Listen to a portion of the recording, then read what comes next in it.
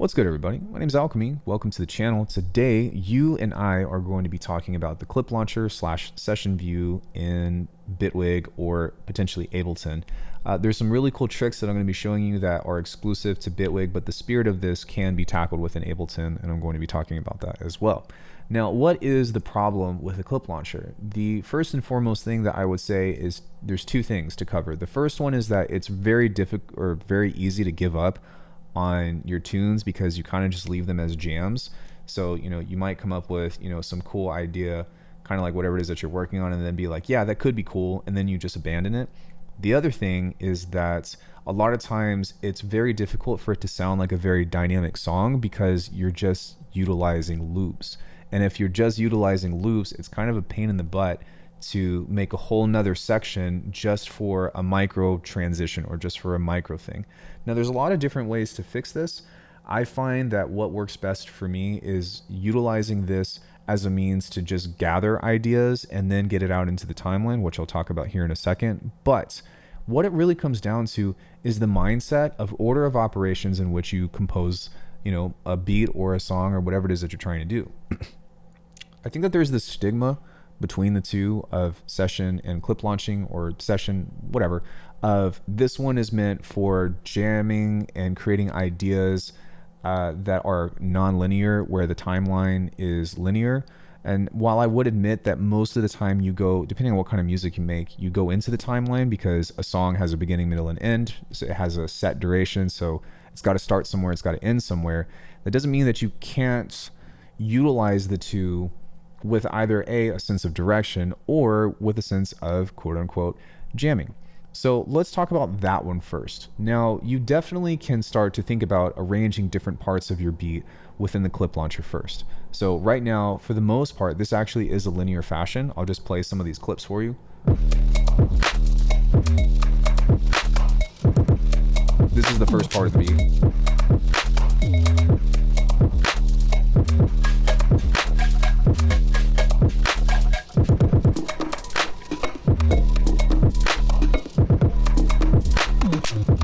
Then I got this little part.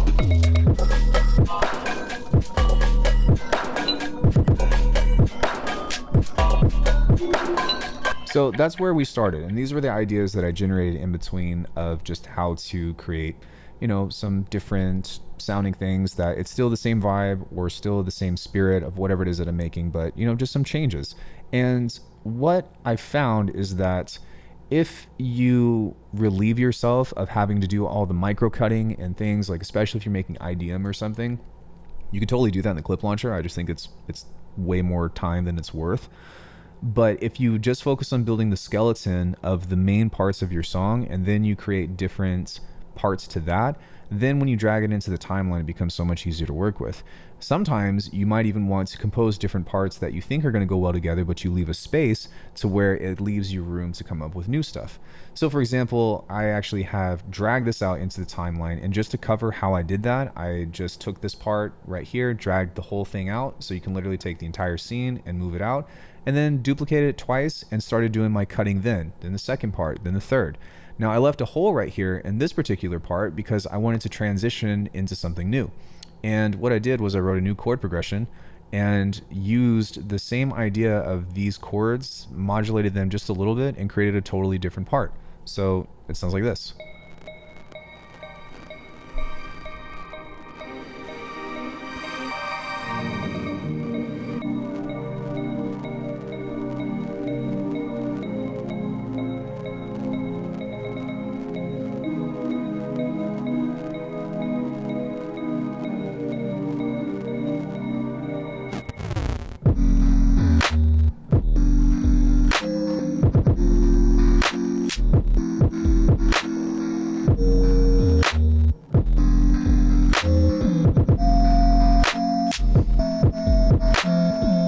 So the reason why I bring this up is because what is really cool is that using both of these as a compositional tool, but separating the tasks, can be a lot of fun to do, and it kind of gives you a sense of direction about how to get out of the clip launcher and into the timeline in a means that's still going to keep you inspired, right? The biggest thing is you just got to drag the clips out. And what's really awesome is that you can use these in tandem with each other to, start here, and then you can just drag a piece out. Whereas unfortunately within Ableton, you have to like flip over to the session view tab and then drag it out, which I could see why a lot of people are turned off by it. But there's actually a lot of other tools that you can still utilize within Bitwig's clip launcher, and some of Ableton's as well, that we'll cover quickly on just expanding your ideas before you even move into this part. The whole point that I'm trying to drive home, though, is that they can actually exist in the same world of composition. You don't have to try one or the other. It's more just a means of, here's how this can be useful, that keeps everything organized, and then this is a way that you can kind of bridge the gap in transitioning to the song mode, I guess, so to speak. Now, one thing that I want to talk about that's really cool within Bitwig, especially within the clip launcher, is that both the MIDI clips and the audio clips are fully malleable. So if I wanted to create some kind of variation of my hi-hat roll, say I've got something like this, to which I recorded this earlier and messed it up a couple of times, but let's just say I duplicate this, and actually let me just solo this, and this is what it sounds like. Yay! I can duplicate this and I can start to make changes to it. So I can go here, I can move this to this side perhaps, and then I can have a cool little thing kind of like so. Now, both in Ableton and Bitwig, if you highlight these, at least within MIDI, you actually have chants here. And so by separating the chants within all this stuff, then every time this recurs, it's going to play back at a different chance. So now some of these should play, some of these should not play. But you can see that every time it plays something new. Now this is super useful because what you can do is you can either pick a scene to where the same chance is going to play every time, so it's going to be like, okay, whatever chance that was, that's going to be consistent. But the more useful thing is expanding the takes. So if you click on expand, just set it to 4, and then like I usually just leave these off and go here, you'll see that now this created 4 different versions of itself that each have different hi-hat patterns on the timeline, or sorry, in the clip. Now, what's really cool is that you can also do this within audio, as you see here. So this, I put randomization on this, expanded it to takes, and now I've got different versions of this. And what's even better about working within Bitwig in particular is that at any point in time, you can, let's say I wanted this to be 24 bars, I can just take something like this and go bloop and put that right in the clip. And I can edit this in audio, whatever, I can warp it. This is completely unique to everything else, or every single audio event is unique to its own self. So that means that you can change the pitch, warping, reverse it if you want to. You can stutter it, you can right click and just like fire off on all these things of like, yo, I'm gonna slice in place. All right, boom, I'm gonna set this to 1/8. Now that this is in 1/8, I'm gonna take something like this. I'm gonna scroll over here to the left. I'm gonna turn the pitch up with the chaos. And now each one of these is going to play at a different pitch. So if you look at this one's 233, this one's 108, this one's -117. You see where I'm going with this? There's a lot of different really fast firing things that you can do to work super efficient that is not really, it doesn't require a lot of effort or a lot of time. There's a bunch of stuff over on the left side that's just like, yo, go ham and see what happens. Now, of course, you can also utilize the other operators as well, which we've got recurrences, we've got conditionals, or conditions rather. So like, on the first time it plays, it's only going to launch on the first cycle and then it's going to turn itself off. That has to do with the clip itself. Or you can set this to where, let's say you've got, every time this plays on these guys, we're going to set this to 100% chance. So chance goes here. But then on every other one, say on 8th rather, every other time this plays, it's going to turn itself off and it's not going to play. So that means that you're already creating a dynamic pattern relationship within a single clip. And that's the whole point about why this is useful. The problem, like I said before, where you get into is like I said, it's more time than it's worth to try to like set up a whole scene that's like 2 bars or 4 bars and that's just a transition or something. Or, it's like, oh, well, let's say I want to repeat this and then right here I want to make a different cut or something.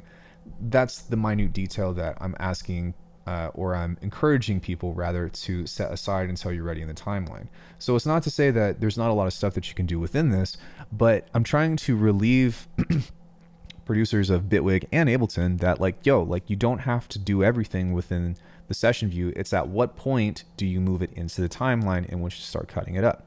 So to kind of summarize with this, make the main ideas of your tune first, And when you're just generating ideas and before that, right, even before you get to the composition, take your bass and, move it over and make a small change to it. Maybe right here, we're going to leave this one empty. We're going to leave out that high note. And then up here, we're going to move that one an octave. And now I've got a variation. Now I can repeat that 4 times. That can be a completely different idea. I can write a completely new riff, but I made a change and I variated it. So if I play that over the same drum beat, let's say we play this one. Let me unsolo this.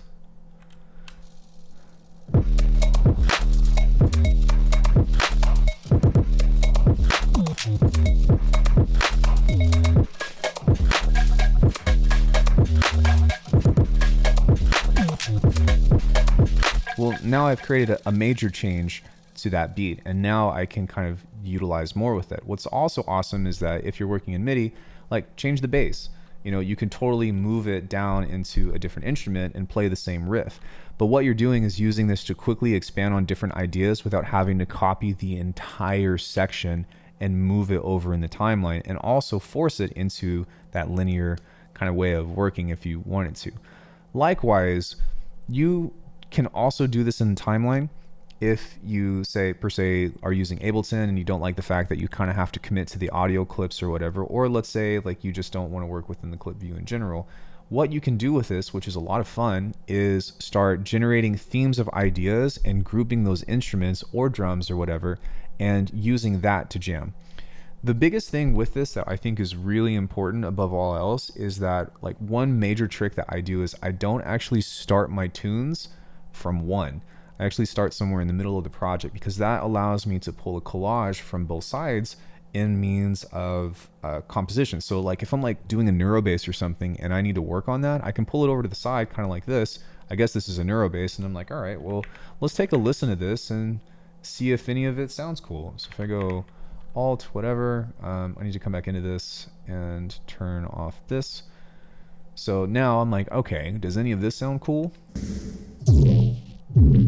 Kind of.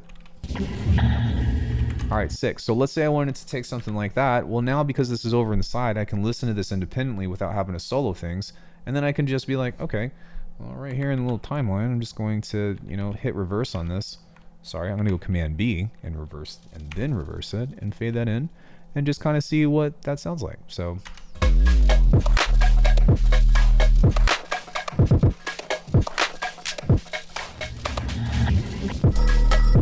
Sick. Cool transition. This is why you want to use both. This is where both of these strings can kind of come into play.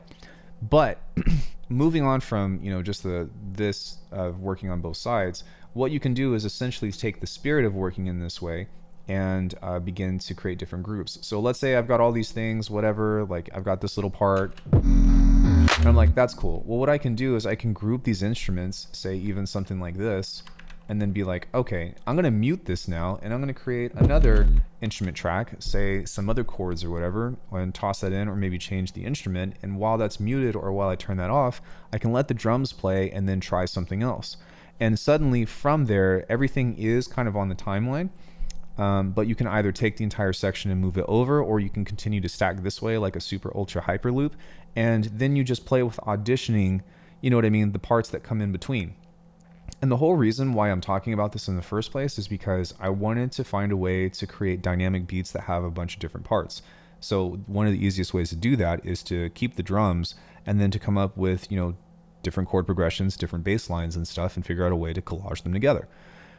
Using the idea of the clip launcher, or using the idea of creating a beat and then muting it and then creating, another idea and then muting that and maybe even doing 1 or 2 more and then figuring out a way of how they come together is really cool, because it keeps you going with the fun part of writing, which a lot of times is writing the drop or writing the main part of the tune.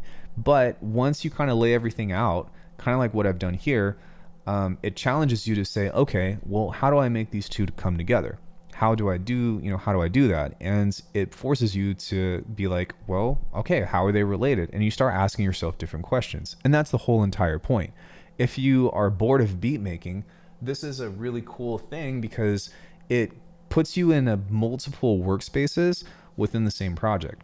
right? So if you start here within the clip launcher and you're just, generating ideas or whatever, you can close that. Then whenever you've got the main idea for the tune, you're like, okay, now it's time to start writing. You drag it out and you leave holes and spaces, or maybe two parts that you have directly together don't go. So you make some space and be like, all right, there needs to be a break right there. Now, how do I work in that way? But it still gives you this visualization about how everything is supposed to come together. For example, this tune is not finished, but right here, I actually have silence because after coming out of this part, I'm like, I don't know what I want to go here yet. Right? So I've got this cool little part. And then I'm like, all right, well, right here, I'm just going to skip ahead. There's nothing. So even though there's nothing and I don't know what I want to add to it yet, everything else is written out, and the only piece that's left is just that slot of time that I need to fill up. And there's a billion different ways that I could come to that. If I really wanted to be efficient with it, I could take that same chord progression that I wrote and this thing, and then be like, well, this is all I got right now. But what I'm going to do is move this over into where the intro would be and say, okay, let's see if this comes in together.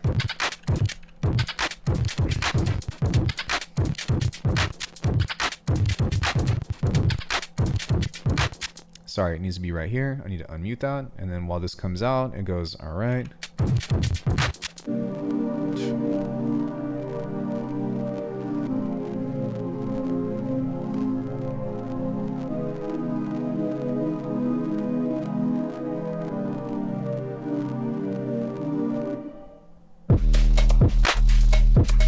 Okay, it's a start. It doesn't quite fit yet, but it starts to give me clues of being like, okay, what do I want to do now? I'm like, I don't know. Maybe I could make the chords rise. Maybe I can add reverb over time. I can add a riser, or maybe I can find some kind of instrument or some kind of other thing that can come and start or be introduced on this part and translate into that part. But what I'm getting into now is I'm problem solving, and I'm starting to try to hear things or imagine things about how to figure out how to fill those spaces. I know that this advice is relatively ambiguous, but I like that I'm asking myself these questions as opposed to, I wrote an 8-bar loop, now what do I do with it? It's a lot easier to say, it's a lot easier to work with two pieces of a puzzle and say, well, I know what shape that's supposed to be, but I can't find the piece within this pile, versus you're starting with one piece and then being like, I'm supposed to figure out what the jigsaw puzzle is. And whatever problems you want to do is totally or what you want to solve is totally up to you. I'm just offering this perspective in a means of, it's a refreshing take on composition to me. That's really what this comes down to. And understanding and utilizing a lot of what Bitwig and Ableton respectively have to offer, I think is what's going to kind of help give you a chance to kind of see outside of what your comfort zone is. And some people are already well acquainted with the clip launcher or session view, and that's totally great. But for me, I'm really starting to see the value in how these two can be utilized together to create just really cool stuff and not have to throw something down on the timeline and commit to one idea. I could, start an idea here and then be like, well, that's kind of cool, and create a completely different idea, a completely different idea, a completely different idea. Whereas if I am working with here, I could do the same, but what ends up tending to happen is I write one idea and then I try to expand on the same one. It's up to you, and there's two ways to do it. And I wanted to relay that it's definitely possible, but hopefully now that you can kind of take this perspective with you, you might see that there's some use in either using one or the other, or how you can use them in tandem to create a much more solidified composition as a whole. Keep in mind that if you are writing music in a DAW, it's always a means of an end to getting the track done, but that doesn't mean that you can't have fun with it. It doesn't mean that you can't try inspiring things, and it doesn't mean that there's not always another or a new and more efficient way to do things. And if you want some extra materials, I suggest that you look at the clip launcher stuff that I have on my channel, or you can check out Polarity's video, which I will leave a link to the description, on just how to get more out of the clip launcher in general using Bitwig's most recent global modulators. This is a kick-ass video, so definitely go check it out. And yeah, if you want to support the channel, Alckemy.com, or become a member, check out the masterclasses that I have available. A comment and liking the video goes a long way as well. And again, if you've made it through this, then let me know what you're listening to Bonus, let me know what you're listening to and then tell me what your favorite Pokemon is. If you don't watch Pokemon, then I don't know. Tell me what your favorite TV show as a kid was. If you don't watch TV as a kid, just, I don't know, tell me your favorite ice cream. It's got to end somewhere. Tell me something that you like. Anyways, guys, thank you so much for watching this. I know that it was kind of ambiguous, but I think there's a lot of useful information here.